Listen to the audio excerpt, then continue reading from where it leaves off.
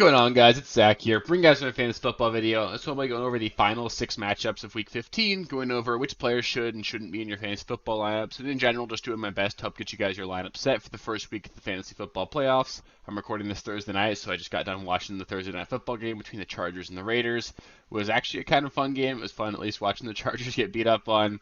I would be shocked if Brandon Staley has a job tomorrow, but it was a fun game. We had a lot of players score fantasy points. I want to apologize. One of you guys reached out and asked you to start the Raiders defense over the Browns. I said no, I should not have. They scored 2 touchdowns, so that's on me. I hope you didn't listen to me, but in general, I think I've given out pretty good advice here, and as always, if you guys do have any specific start-sit questions for me, just let me know in the comments. I'll do my best to get back to you. You don't always have to take my advice. It's not always going to be right, but I'll do my best to give you guys my best input. So, should be a lot of fun here. We've got 6 more games here I want to talk about. I want to make sure we can do everything we can to get you guys' lineups as set as possible and get you guys as many wins as we can this week, because we've got this game and then 2 more weeks to win so we can get ourselves some championships this year. So, really appreciate you guys, and yeah, with that, let's just get into the first game here. Starting things off with the Texans at the Titans, I would plan on being without both C.J. Stroud and Nico Collins in this game. The last practice report we got from them out of Thursday was that neither one was practicing. C.J. Stroud obviously dealing with concussion, and Nico Collins with that re-aggravation of his calf injury. That being said, I just honestly don't want to start a single Texan if that's the case. I think there are some situations here where if C.J. Stroud is active and Nico Collins is not, I think you can consider starting Dalton Schultz, a decent tight end streamer, and Noah Brown would be like a low-end flex option, but I just really don't think I want to go there. I want to see Noah Brown perform before I trust him. If Nico Collins is active and CJ Stroud is not, I think Nico Collins would be in flex consideration, but there is risk of potential re-aggravation. Obviously, he's already re-aggravated that calf injury, so I'd be really concerned there. I think I would be looking to pivot away from Nico Collins unless he and both CJ Stroud are active. Then I think I could consider playing him as like a wide receiver 3. I think regardless of the health of C.J. Stroud and Collins, I probably want to sit both Texans running backs. You really can't run very effectively against the Titans. You're hoping one of them falls in the end zone. Devin Singletary would be my preferred play of the Texans backfield, but in general, I just think they both need to be on benches this week. For the Titans, Derrick Henry, he's a low-end running back 1 for me this week. It was really promising seeing the Titans offense get rolling last week. The Texans defense is not fantastic by any means. I think the Titans should have a relatively good week, and I think Derrick Henry is going to be a really solid play. If you look at his career numbers against the Texans, he's an absolute monster. He gets this matchup here, and he plays them again in 2 weeks. So Derrick Henry does have a shot here to be a fantasy league winner. DeAndre Hopkins, he'd be a low-end wide receiver 2 for me. He really just went back to vintage Hopkins mode last week. The Texans are not a good pass defense either, so Hopkins should be in line for good volume against a relatively bad defense. So I like Hopkins' odds of being relatively useful this week. Not a must-start, but he's like a low-end wide receiver 2 for me. I bet you're probably playing him if you have him. And then Chikakonko was the only other name I'd talk about really for the Titans. I think he'd be a tight end streaming option, but I would prefer to not play him. They do manufacture some touches for him. I like the talent there, and he is basically the number 2 target in the offense. So if you need to play him, you can. He's not going to goose you, but just not super excited about it there. And then I guess one more name would be Tajay Spears. He's a desperation flex option. Obviously going to perform a lot better in games that the Titans fall behind. So if CJ Stroud and Nico Collins are active, I think Spears has a better shot at being useful here, but I think in general I just prefer to keep him on my bench this week.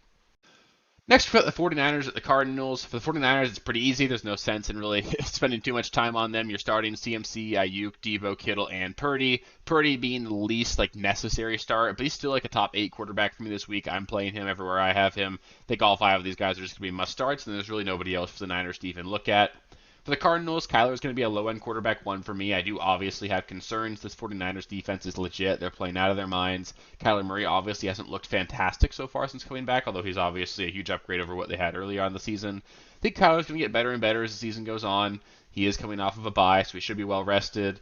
I think he's going to offer enough in the rushing department that you can still play him, but he's a low-end quarterback 1. If he was on waivers for whatever reason, he's a quality replacement for those of you that had Herbert. I think he's a solid option, but he's not a must-start by any means. I would prefer Brock Purdy to him if that helps. Outside of that, for the Cardinals, Trey McBride, he's probably a must-start. He's effectively the wide receiver 1 for the Arizona Cardinals. He's been just super involved in the offense. He looks really good, and the 49ers can get beat a little bit through the air, so Trey McBride's a must-start for me. Probably going to finish the week as the top 5 tight end. He's just got to be in there. I think I do want to sit all the Cardinals wide receivers, though. Hollywood Brown doesn't look healthy yet. I don't really want to trust him. I want to see him perform at a high level before I trust him in my lineup. Michael Wilson early on in the year did have a 2-touchdown game against the 49ers and should be playing this week. So if you're in DFS, you want to throw a dart there. Maybe Michael Wilson has a big game here, but I'm not going to that well in a playoff matchup. And then James Conner is the only other Cardinal to consider. He's a low-end running back 2 for me. Obviously still very talented. We saw him perform very well 2 weeks ago against the Pittsburgh Steelers, but only 2 targets last week. Didn't catch a pass, or 2 weeks ago, didn't catch a pass. you're banking on high usage and then potentially him scoring a touchdown. This is going to be a game where the Cardinals probably get down early and often. They have sort of gone away from James Conner in those blowout environments. There is obviously a lot of risk associated with James Conner. I have him in one league right now. I am probably playing him. It's a two flex league. He's my second flex, so I'm considering playing him. It's half PPR league, but he's the last player in my starting lineup, so I'm not super confident in him, but I think he's still a solid option. Should see 15, 20 touches if all goes right, and you're hoping he catches a couple passes and hopefully falls in the end zone, but it is a little bit concerning here for James Conner in this matchup. Next up, we've got the Commanders at the Rams. For the Commanders, I really think this should be a really fun game. Honestly, on both sides, I expect there to be a lot of point scores, so it should be a really good game, a really good fantasy game environment. Howell for the Commanders, he's going to be a streaming option for sure. I think he's like a low-end quarterback 1, probably around that quarterback 12, quarterback 13 range. So you certainly can start him. The Rams are a beatable defense. We just saw the Lamar put up a ton of points against them, so you can certainly play Howell. I think you can use Antonio Gibson as a low-end running back too. I am assuming at this point that Brian Robinson's going to be inactive. If Brian Robinson plays, I think I would just prefer to bench every single Commanders running back. I don't want to play a less than 100% Brian Robinson.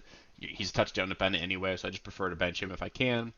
Terry McLaurin, he's a low-end wide receiver 3, but I'm obviously very concerned. He's coming off of a goose 2 weeks ago.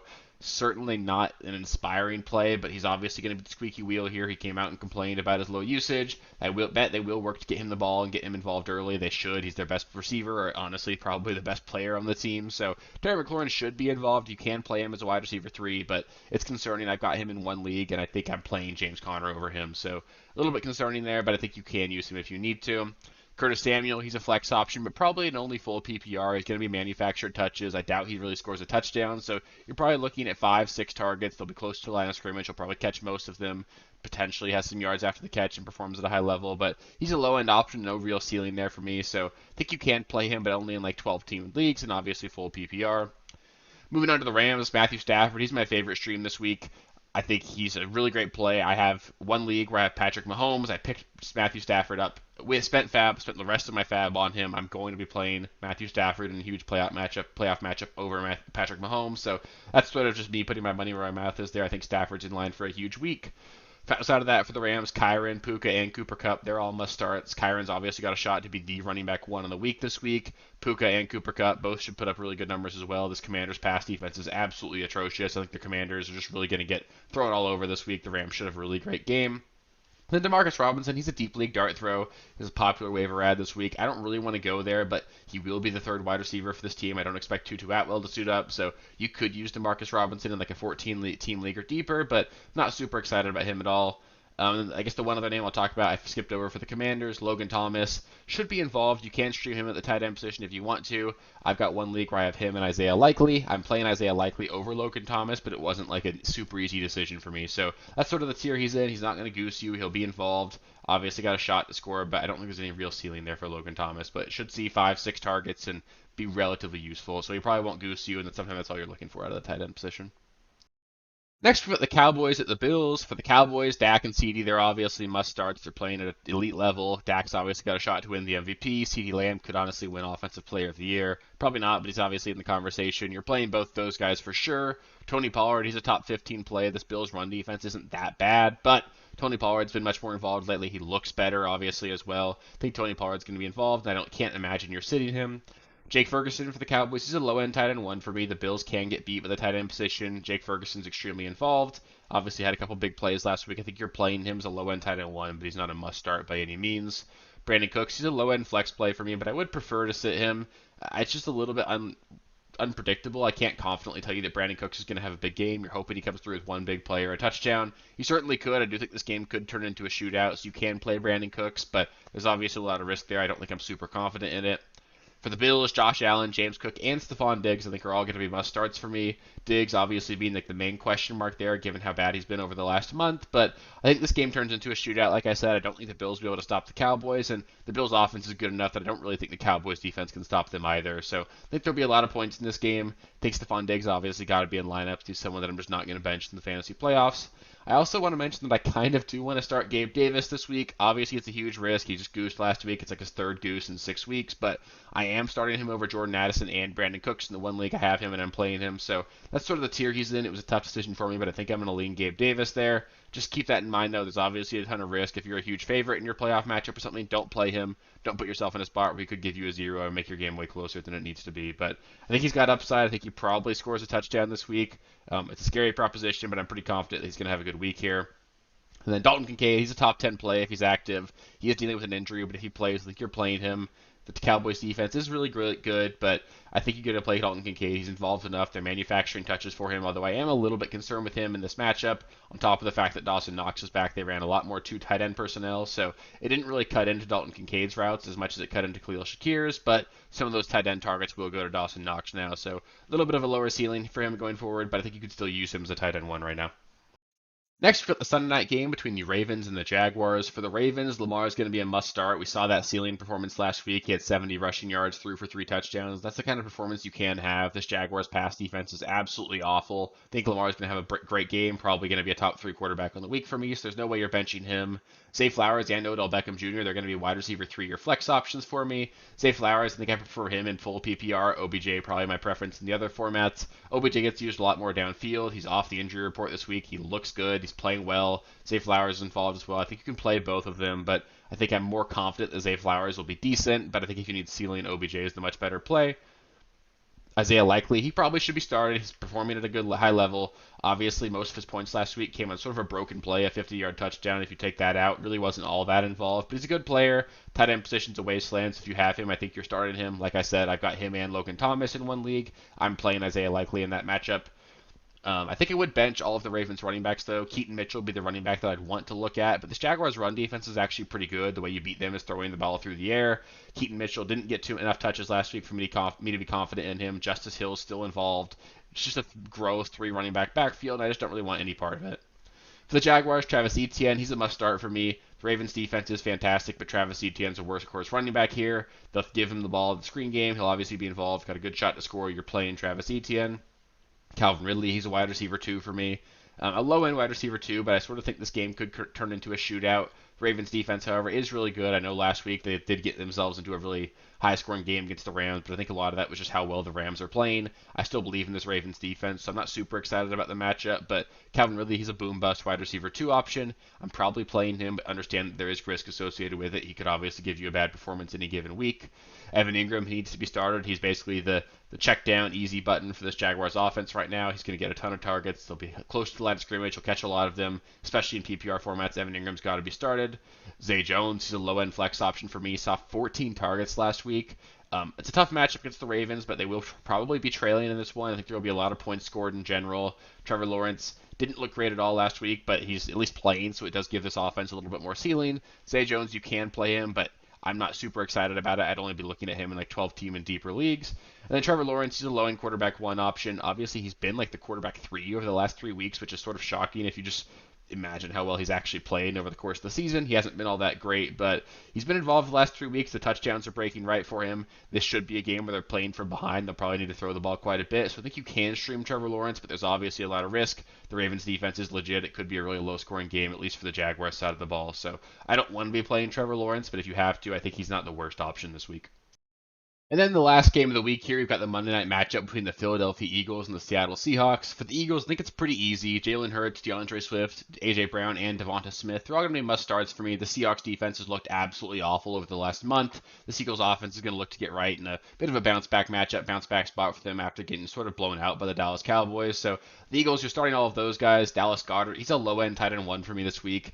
I think I would like to start him. I have him in one league personally, and I'm starting him over Pat Freiermuth, but I think it was a pretty easy decision for me there. So just consider that. The Seahawks, like I said, are a really bad defense, especially against tight ends. They always get beat by the tight end position. Bobby Wagner's slowing down, can't really cover tight ends the way he used to be able to, and Dallas Goedert should have a high-end performance here. So I think Goddard's a solid option, but if you ended up picking up like David Njoku or Trey McBride, I would definitely prefer those guys over him, but I still think Dallas Goedert's a good play. For the Seahawks, DK Metcalf, he's the only must-start for me. Last time he played the Philadelphia Eagles, he had 10 for 177. Just a really good matchup here. The Eagles' pass defense is honestly the worst part of this team. They're certainly susceptible to towards getting beat through the air. So you're playing DK Metcalf for sure. Tyler Lockett, he's a wide receiver 3 for me, and JSN would be like a flex play. You can certainly play both of them. I prefer them in PPR formats, obviously. I don't think I'm streaming Geno Smith, though, this week. I'm just too worried about a potential re-aggravation of his groin. I suppose if there's a situation here where Geno Smith misses this game, you're in a really deep league, you could look at a guy like Drew Lock, but I don't know if we'll get that information about Geno Smith before Sunday, so you're probably just avoiding the Seattle quarterback position this week. And then for the Seattle backfield, I think I want to sit both running backs. This Eagles run defense is legit. Their defensive line's fantastic. Ken Walker and Charbonnet were truly splitting snaps last week. Potentially we see Kenneth Walker get more involved after sort of working his way back into the fold. So Walker would be like a low-end running back 2 for me, obviously with a wide range of outcomes.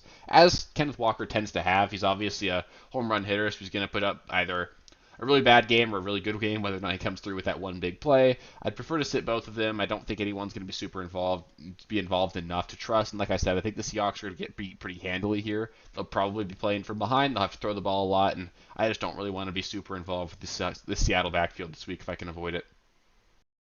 So that'll do it for this week's Start Sit video. This is the third one. So as always, if you guys happen to have missed any other videos, feel free to go check those out. I highly recommend you go through each game. And then of course, if you guys have any specific Start Sit questions, just let me know in the comments. I promise I'll get back to you, give you guys my opinion, and do everything we can to get you guys all set and ready to roll for this week. So Sunday morning as well, I'll be giving you guys a live stream 1 hour before the games kick off. So at 9 a.m. Pacific time, 12 p.m. Eastern time, I'll go over last minute injury updates, answer your Start Sit questions live on stream, and just get you guys as ready to roll and as up to date and informed as possible before the games kick off, because this is a huge week. Obviously, it's the playoffs. We got to get ourselves some wins and keep ourselves alive moving forward to get those championships. So I appreciate you guys taking the time to watch these videos. If you haven't subscribed already, please do at this point. We're just over 970 subscribers. I'd love to hit that goal of 1,000 by the end of the year. I really think we can get there. So if you haven't subscribed already, just click that subscribe button. That way it'll help me help you. It'll make sure you don't miss anything going forward the rest of the year, because I'll be here the rest of the way through the playoffs and getting you guys as primed as possible to win yourself some championships. So appreciate all you guys, and good luck this week. I'll catch you guys Sunday morning for the live stream. Peace. Thank you guys for watching. If you haven't already, please be sure to subscribe to the channel, like the video, check out these other videos here if you haven't. If you want more content, please feel free to follow me on Twitter at RealSteelFFB. I'll be more active on there as the season goes on. Thanks. Catch you later.